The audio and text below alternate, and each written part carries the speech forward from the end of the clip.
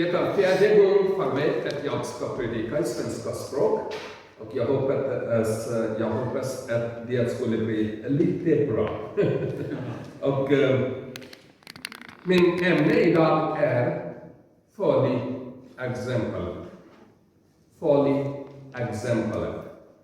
Och jag är tacksam av själv att han hjälper mig i min svenska språk. Och också gång efter gång Elias hjälper mig också. Och tack Elias också. Det var jättebra till er och Gud välsignade på det. Det var jättebra. När jag sa att Följ Exemplet är min ämne. Det är jättebra ämne för mig och för dig att vi lär från det ämne.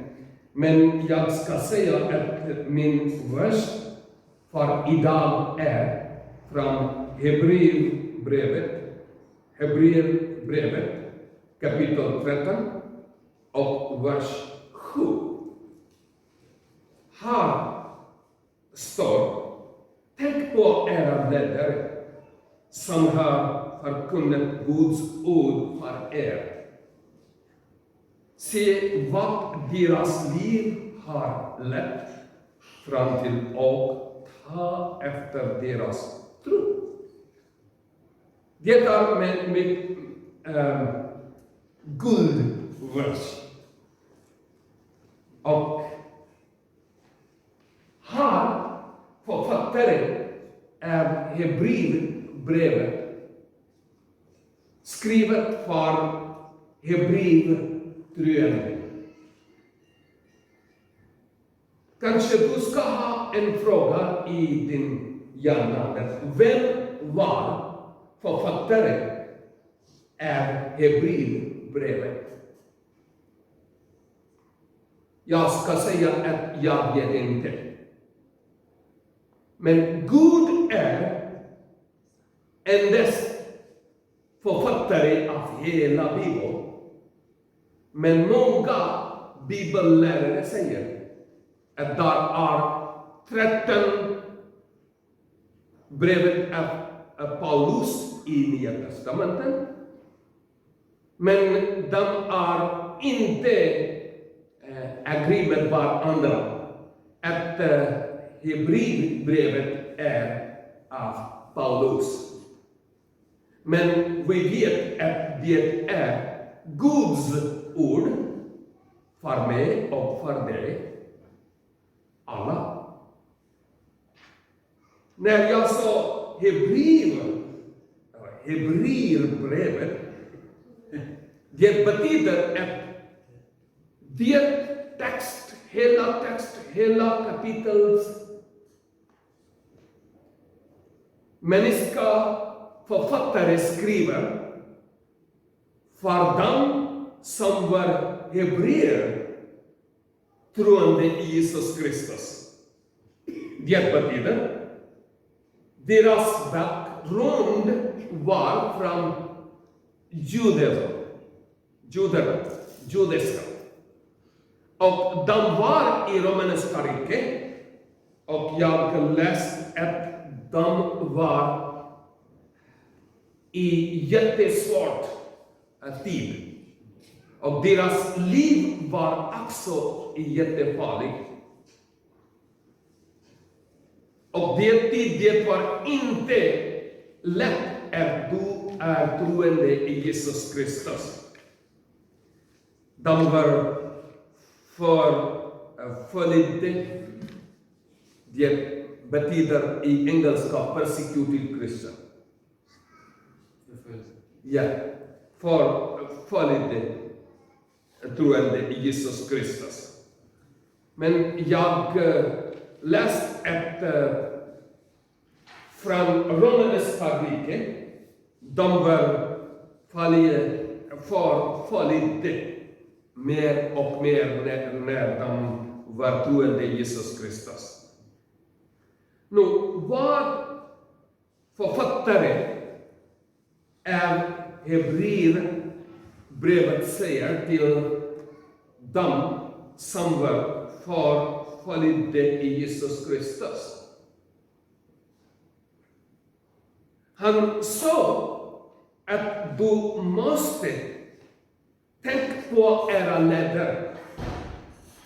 Han uppmuntrar dem i sin tro och han hjälper dem att du måste följa exemplet av dem som var troende och deras ledare och de dog för deras tro.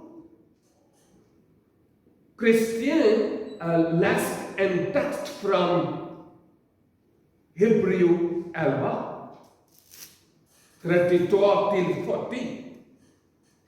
Det alla versen säger att där är en exempel för många människor i Gamla testamenten. De var troende på Gud, men deras liv var inte lätt. De betalade pris för deras tro. Det vi ser i den texten. Varje person har en eller flera hjältar. Eller jag kan säga förbild. Varje person. Du också ska ha en förbild. Eller för en hjälte. När jag var ungdomar, det tid i Pakistan, alla ungdomar, eller de var kristna eller muslimer, de älskar indiska filmer. Och varje ungdomar var tänker att wow, det filmskådespelare är jättebra. Och jag ska ha samma kläder. Jag ska ha samma hår. Jag ska ha samma tröja. Och min action skulle bli samma. Så de tycker om att jag ska bli en filmskådespelare. För att de tycker om att han är min hjälte eller förbild. Det är bara för alla människor i Pakistan, men speciellt ungdomar jag tycker om. Jag säger att det var i den tiden. Jag hoppas att när jag var ungdomar, det nya generation hade förbild av filmskådespelare. Som människa hade som politikledare. Och de politikledare var deras hjältar. Andra människor som var andliga människor hade andliga hjältar. Det är ett förbild för dem. Min dator, när han börjar gå, jag kan inte glömma det tid. När min dator börjar gå, hon tycker det tiden att jag ska bli samma min döda. Min jättestor skor var 42 nummer i Europa. Min dator skor var jättelite. Hennes fötter var också lite. Men hon hade hennes fötter i mitt stor skorna. Och hon tycker att jag ska bli samma detta. Jag och min fru var jätteglada för vad hon tycker vad jag ska bli. Kanske här i Sverige alla barn gör samma. När du var barn, kanske du glömde, men din pappa och mamma vet att vi alla gör samma saker. Här jag ska säga att det finns ett ordspråk. Far är den första kärleken till sin dotter. Far är den första kärleken till sin dotter. Och hans son, första hjälten. Det är första hjälten av hennes son. Men första kärlek av hennes dotter.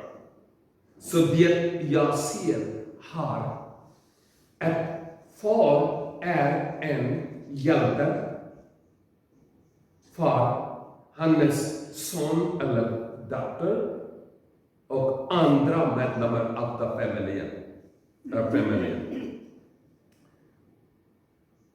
Författare av Hebreerbrevet uppmuntrar förföljande troende.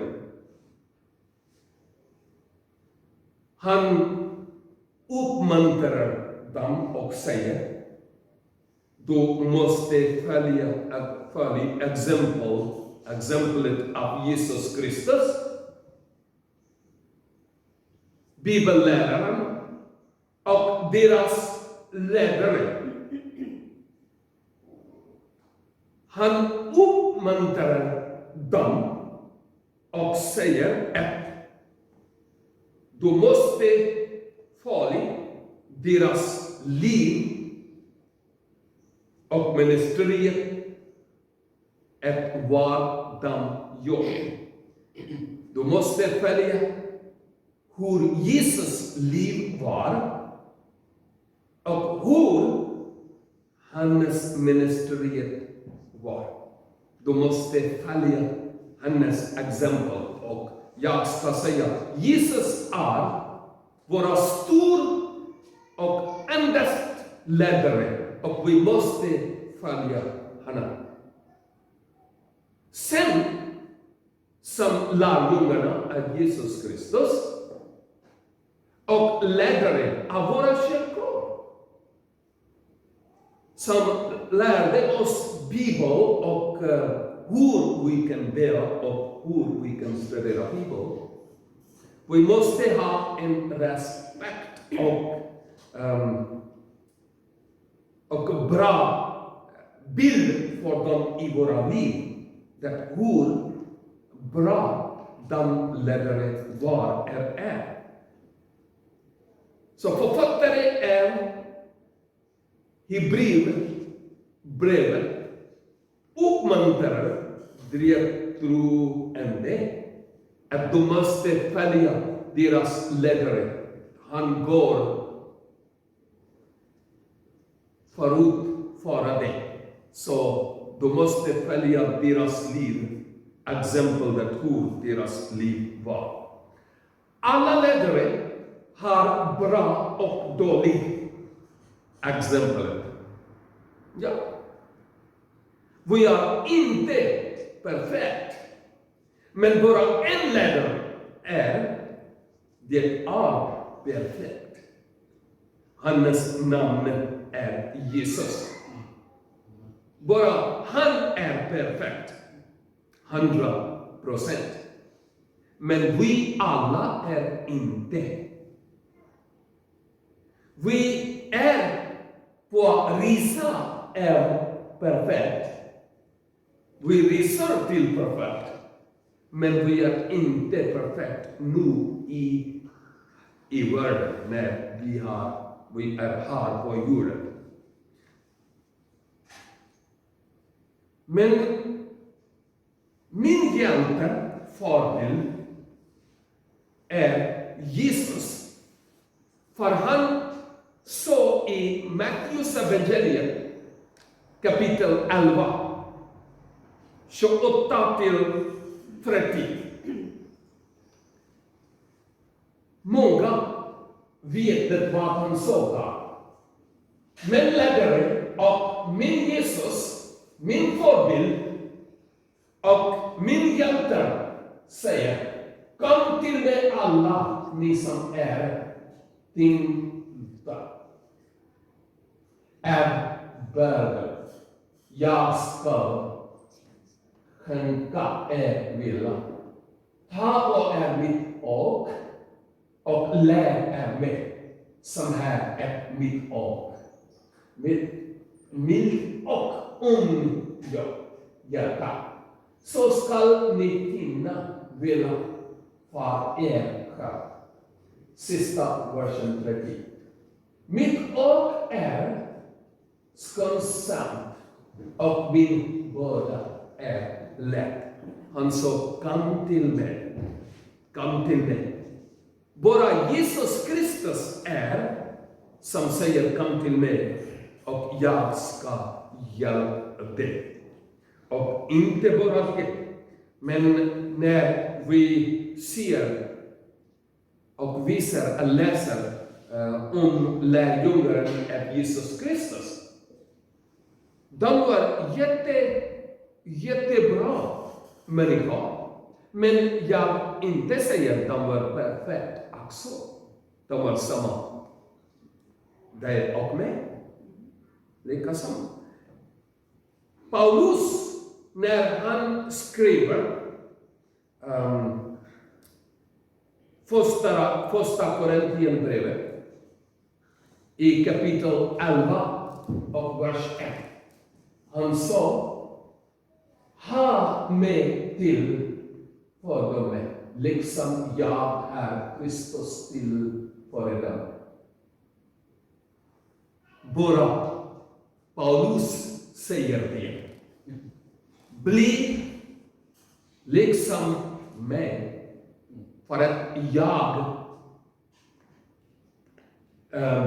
blir liksom Jesus Kristus. Han sa det. Så han var en jättebra hjälte och förebild för alla människor i hela kristen historia. Sen när jag började min andlig livresa, jag var i bibelskola. Men i våra lilla stad, där var en grupp övertroende. Varje dag vi sitter tillsammans, ber och läser Bibeln och lär Bibeln. En bibellärare från en andra stad kom till oss. Han var från Pingstkyrkan. Och han predikade i den lite små gruppen när jag var en medlem av den grupp i våra lite stad. Han var så bra bibellärare och predikant att jag tänkte på att jag hoppas och jag ber att jag ska bli samma han är. Sen jag hör att han gick till Dubai och efter det han gick till Tyskland. Sen han gick till USA. Och jag var med hennes kontakt. Och kanske 2 år förut när jag gick till USA. Jag predikade i hennes kyrkan i New York. det var jättebra. Kanske ett år förut han kom det här i Stockholm. Och efter Stockholm han kom det i Örebro. Där är en pakistani familj och vi inbjudade honom. Kom här och du kan predika i våra lite små grupp. Han heter Pervez Kokar. Han är en jättebra person. Jag är en förebild och hjälper. Pervez är min hjälper. För att han var en jättebra kännare av Jesus Kristus och han är också. Men författare ger exempel av trons hjältar. I kapitel 11, 32 till 40, Bröder Christian läst det. Det måste finnas en eller flera hjältar i ditt liv och mitt liv också. Men vi måste tänka om vem är den? Jag ska säga att vi glömmer vem var min hjältare. Kanske 30 eller 40 år förut, när det var inte kanske cellfon eller e-post och samma facilitet det vi har idag. Det tiden vi skriver brevet till våra kompisar till andra land, i andra städer också. Men när vi slutade det brev, våra sista mening var: glöm inte mig. För att jag älskar dig. Glöm inte mig. Författare av Hebreerbrevet säger till oss: glöm inte deras ledare.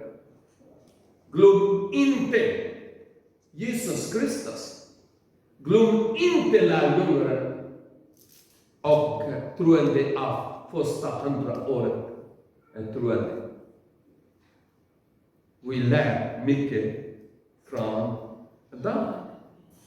I kapitel 13, vers 7 vi läste. Han sa: tänk på era ledare. Tänk på. Idag han sa till oss att tänk på deras ledare. Kapitel 13, samma kapitel, vers 17. Har också han säger samma. Kommer på väg kanske, men det är också han säger till dem att du måste ihåg deras ledare. Och sen 24 verser, samma kapitel, han säger samma sak. Så jag ska säga i kapitel 13, vers 7, vers 17 och vers 24. 3 gånger han säger att du måste ihåg deras ledare. Att de jobbade på det. Och de hjälpte. Och de var din förebild. När jag läste Apostlagärningarna, kapitel 20, där Paulus har en sista missionärresa. Och nu han kommer bort till Jerusalem. Han vet att när jag ska gå till Jerusalem, det är inte lätt. Kanske det skulle bli min sista dag när jag ska avdö. Men han säger att håll igen, det släder mig. Och jag ska gå där. Och jag ska känna av människan. Jag vet inte vad ska hända med mig. Men mitt kontroll är i händerna är hållandes. Så jag ska gå där. Han här är jättebra och klar vision. Han är jättebra ledare och han är en jättebra förebild för oss också. Han är en jättebra hjälte för oss. Vi lär mer och mer från hennes liv. Och jag säger att du och jag måste vara en hjälte för andra. Jag så att perverskåpor var mitt hjälte. Första Jesus Kristus, sen lärjungarna, många andra ledare. Sen i mitt liv, perverskåpor var och är mitt hjälte, förebild. Vem är din förebild i hopp?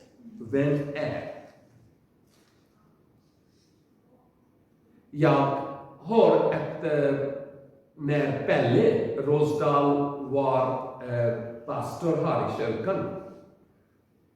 Han var en utmaning person.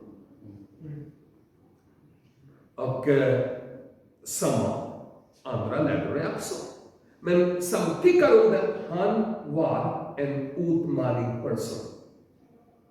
Paulus utmanar hebreiska troende. Och nu, vi måste tänka om att där är som människa, de är våra hjältar eller förebilder. Vi följer dem. Men vi måste ihåg att där är som människa, de tycker om att vi är förebilder för dem också. När jag säger om en brev, det vi skriver för våra kompisarna. I alla brev där är en budskap. Utan budskap där är inte brev. Det är våra tankar.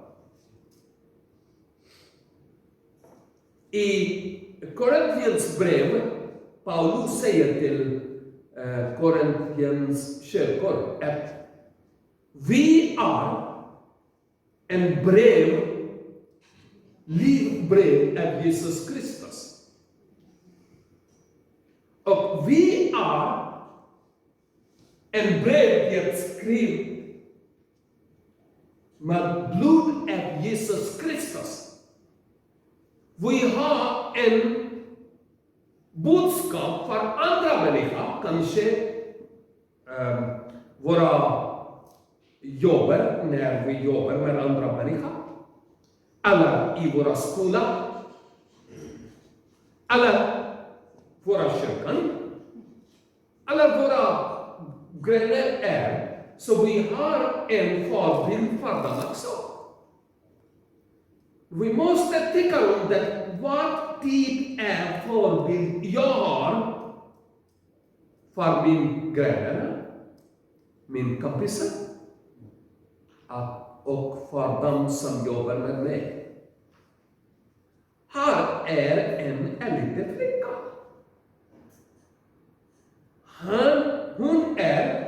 Hon studerar i stora skolan. Hon är här. Och jag tycker om det alltid när jag träffar honom där i stora skolan. Hon frågar mig. Och